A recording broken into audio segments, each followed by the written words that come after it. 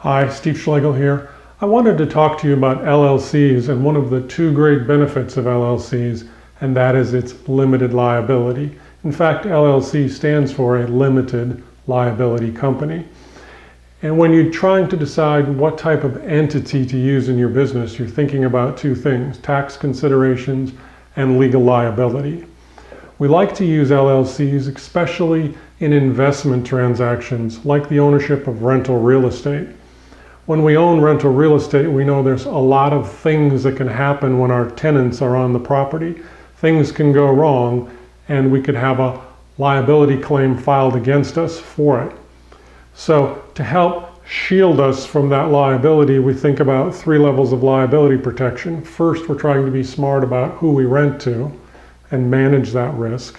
Second, we're trying to make sure that we've got insurance that covers us for many of the things that could go wrong or could happen. And third, as a fail-safe, we've selected an entity that has limited liability protection.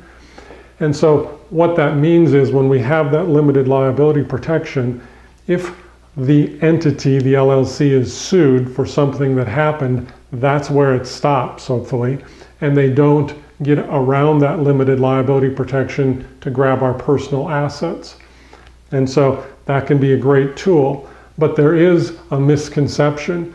That shield isn't perfect and it isn't total. You as an owner of an LLC or you as an individual in life are always responsible for the things that you do. Let's say on behalf of that LLC that owns this rental real estate, you're running down to the store to pick up some supplies to do some improvements or repairs on this rental property, and while driving the company vehicle back and forth, you're involved in an accident. You can be sued personally. You are always responsible for your own personal conduct. And there's not a way to get around that by trying to put an LLC over it.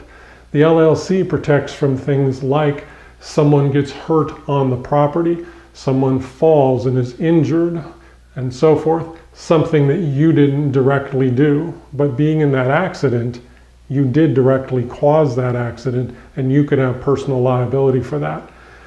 So when you're thinking about how to build your liability protection by the different types of entities that you can use and the different ways that you can protect yourself through wise management, through insurance, and through entity selection, always think through the options and make sure you have as much protection as you can to preserve your personal assets.